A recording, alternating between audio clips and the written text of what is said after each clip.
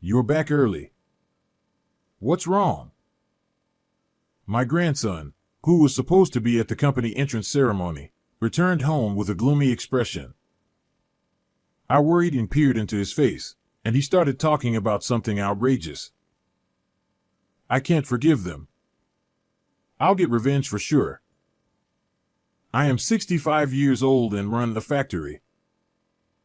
Now, I live with my grandson, Harrison. I had been recognized for my achievements at the company I previously worked for and was involved in a new business venture in a developing country, which kept me away from the U.S. for many years. I lost my wife a long time ago, and back then, I was also estranged from my son. So I was happy to be acknowledged for my skills and gladly went overseas. It was more challenging than I had imagined, and I couldn't even contact the U.S. During that time, my son, Harrison's father, got into an accident and passed away along with his wife. This happened 10 years ago. Harrison was in elementary school when he lost his parents. I returned to the U.S. 5 years ago. I decided to visit my son's family to see how they were doing. However, when I arrived at their house, a woman I didn't know answered the door. Had they moved? Given how distant we had become, it wouldn't be surprising. But when I mentioned my son's name, the woman's brow furrowed. There's no one by that name here, she said, closing the door. Yet, I noticed the clock I had given my son as a wedding gift in the hallway. Puzzled, I turned away. As I did, a young man in work clothes walked towards me. Though in work attire, he looked young, perhaps a high school student. He squinted at me for a moment and then said, "Grandpa." "Could it be?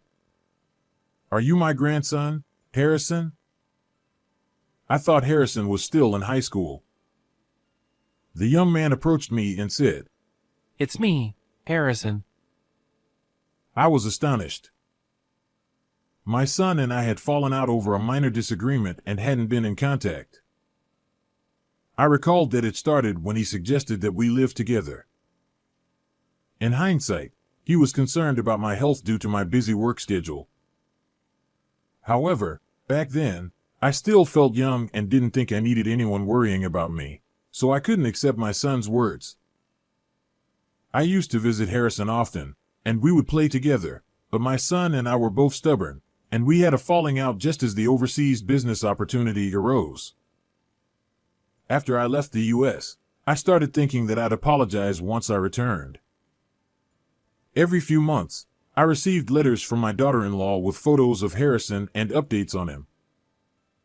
But eventually, those letters stopped coming, and now I finally understood why. Harrison took me to a nearby park, saying he couldn't talk at home, and we sat on a bench.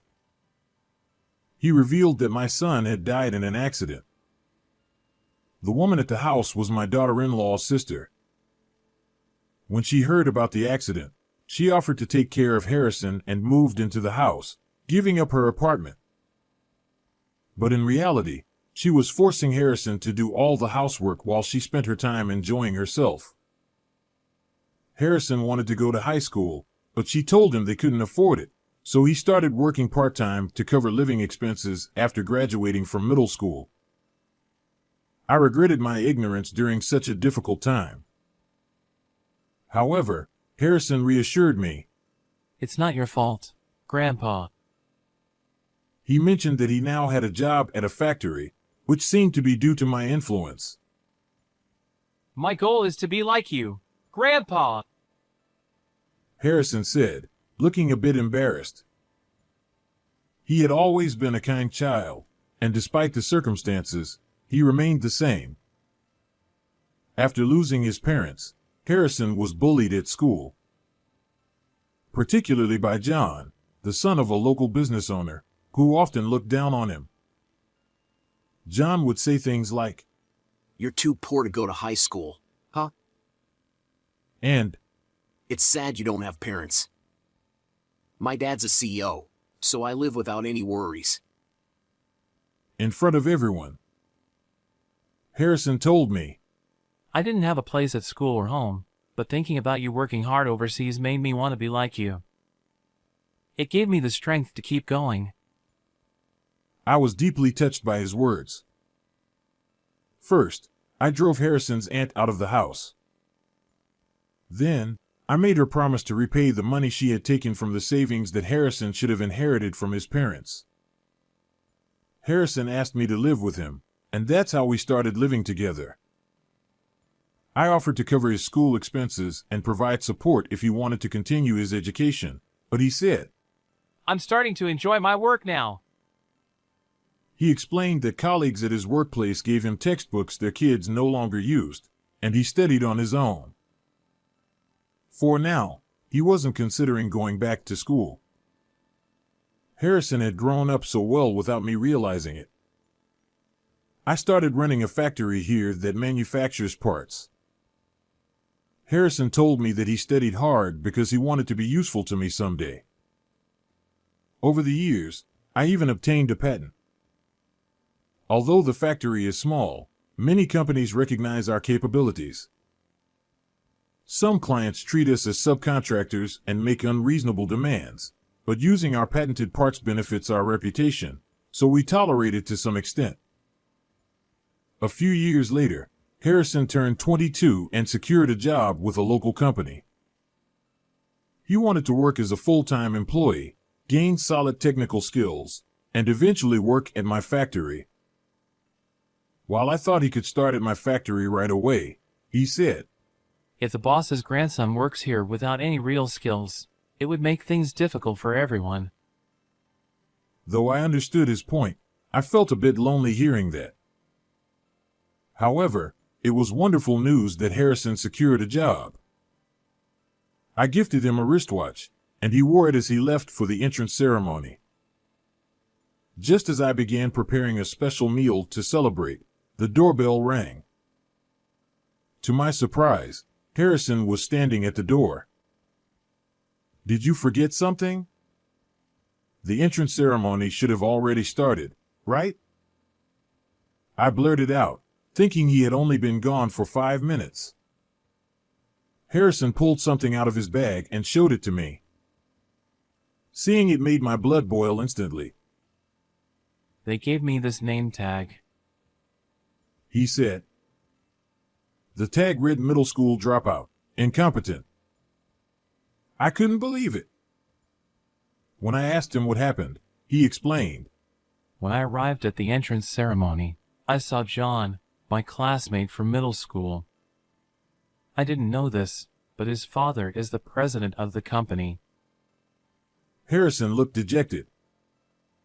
While he knew John was the son of a CEO, he didn't know which company. John had approached him with a smirk and handed him this name tag. And to make things worse, John said, I was surprised to see you made it through the interview. I saw the new hires list, and there was your name, middle school dropout, incompetent. How did a poor guy like you get in? John, boasting about being the future president, claimed he helped out with company chores, which must be how he saw the list. Harrison recounted this to me. He told me it must have been a mistake that I passed the interview. I was furious, but I couldn't disrupt the entrance ceremony. At the same time, I couldn't wear this tag to the ceremony. Harrison's voice grew quieter. He had thought about asking other employees for help, but John blocked him from doing so. John laughed as he watched Harrison leave in defeat. I couldn't stand it any longer and took out my phone. When the person on the other end answered, I said, "Hello, Jason?" He responded with surprise. What's this about? You're not going to tell me the delivery deadline can't be met, are you? I replied, "No, it's not that." Taking a breath before firmly stating, "We're ceasing the use of our patented parts at your company. We will no longer conduct any business with you." He responded, What? What do you mean? The person on the other end was none other than Jason, the president of the company where Harrison had secured a job. He is also John's father. This company has been a client since I established my factory. Back then, I went around to local companies, humbly seeking business partners. Jason's company offered me orders at below market prices. I accepted, thinking it was necessary until the factory was up and running. When I obtained a patent, Jason wanted to buy the patented parts at a bargain price. I didn't agree to his terms entirely, but when he said, We've been doing business with you since you started. I couldn't refuse too strongly. Since then, he has referred to us as a subcontractor and made unreasonable demands. Even now, with our factory on stable footing, we maintained the relationship out of obligation. However, losing their business wouldn't affect us. I said, I've never heard of a company giving a name tag labeled middle school dropout, incompetent to a new hire. Such a company can't be trusted. Considering your behavior as well, there's no benefit in continuing our business relationship. Jason was taken aback. Realizing he was at a disadvantage, he suddenly adopted a more submissive tone. What exactly do you mean? He asked. We don't need to supply our patented parts to them, but I know they can't make their products without them. Despite this, the president has always had an arrogant attitude, which I can't understand. It's too late for him to change his attitude now. I said, your company had its entrance ceremony today, right? Continuing, I explained. My grandson went to the entrance ceremony and was given an outrageous name tag by your son. Is this something you can overlook as a president? Jason was flustered. My son? There's no way my son would do such a thing, right? Though he said this, I could sense his panic. This name tag appears to be handwritten. A handwriting analysis could easily reveal the culprit. How do you think your company's reputation would fare if such rumors spread? I pressed. Jason was visibly distressed. Wait a moment. Let me check with my son. But there was nothing to check. Harrison had already told me everything. I said, there's no need for confirmation. As I said, we're stopping all business with your company. I hung up the phone. An hour later, an employee informed me that Jason had come to the factory. Although I had taken the day off to celebrate Harrison's entrance ceremony, I went to the factory with Harrison. Jason's car was parked outside, and a young man about Harrison's age was fiddling with his phone in the passenger seat. That must be John. Looking towards the factory, I saw a nervous-looking Jason, who immediately rushed over to me. Unlike his usual condescending demeanor, he was oddly deferential. It's been a while. You must be Harrison. Why did you leave the ceremony? We were waiting for you. Jason said with a forced smile. Harrison, without smiling, showed him the name tag. Do you think I could attend the ceremony with this? He asked. Jason's smile turned into a grimace.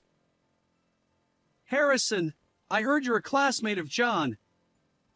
He meant it as a joke, thinking you were friends. He didn't expect you to take it seriously and leave. Here, this is your official name tag. We had it all along, He said, handing over a tag.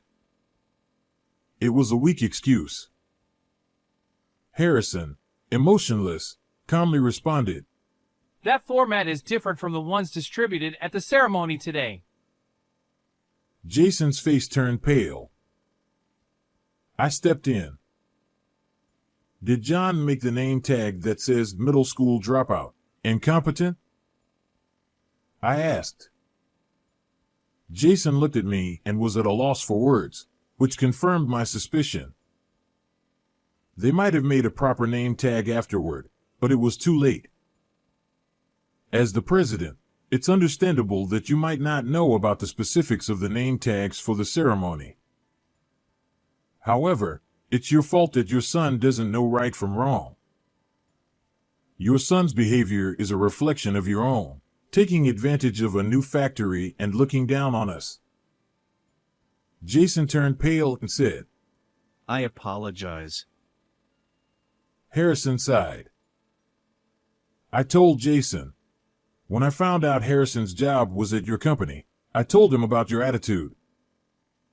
Harrison wanted to experience various companies and learn from them, so I didn't stop him. Harrison nodded in agreement. Jason apologized again. I apologize. His insincere apologies made me even angrier. Is all you can do repeat empty apologies? Your son did this, right? He's in the car playing with his phone. Why hasn't he come out to apologize? He clearly doesn't think he did anything wrong, does he? Jason turned pale and rushed to the car, dragging a reluctant John out. When John stood before Harrison, he muttered an insincere apology. I'm sorry. Just like his father. Harrison was calmly furious. If you don't mean it, I don't want an apology.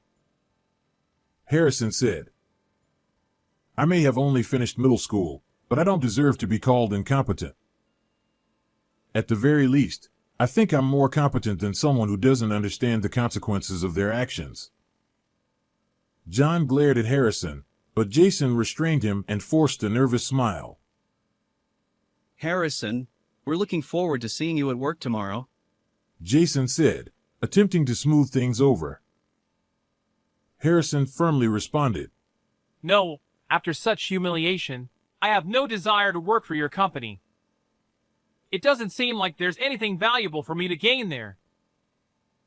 I nodded and shifted the conversation. Regarding the patent parts, it's time for our contract renewal this month. With rising material costs, I was planning on increasing the unit price. However, as I mentioned earlier, our contract with your company is terminated. We will not be doing business with you anymore. I stated this matter-of-factly. Jason was desperate and pleaded. This is a serious problem. Without those parts, our products can't be completed. I laughed at Jason's desperation. The one who's been struggling until now is us. It's mutual, don't you think? This is your own doing, I said. Jason, flustered, stammered. No, it's just that. I cut him off. You've always made unreasonable demands, like lowering prices and speeding up delivery times, and we've done our best to comply. But with what happened to my grandson, I've made my decision. We will no longer do business with your company. At this, Jason's expression changed dramatically. He grabbed John's head and tried to push him into a bow. John, apologize. Get on your knees and apologize right now. John resisted. What are you doing? He said, shaking off his father's hand. An argument between father and son ensued. I sighed and said, I think we're done here. If you're going to fight, do it outside. We have trucks coming in, so move your car. I then sent them away. Jason tried coming to the factory a few more times, but I refused to deal with him. The incident at the induction ceremony was witnessed by other new employees, so it spread it on social media and caused a major uproar, leading to several resignations. Without our patented parts, Jason couldn't produce their main products. He tried to contract with other factories, but I had already spoken with them, and no one would take the order. In the end, he resorted to importing parts from overseas, but the quality was poor, resulting in a flood of complaints. The situation became so severe it made local news. It's only a matter of time before they go under. Harrison started working at our factory, of course, as a regular employee. He's being rigorously trained by his colleagues. Now, I'm eagerly looking forward to the growth of both this factory and Harrison. I'm sure my son and daughter-in-law will be pleased too.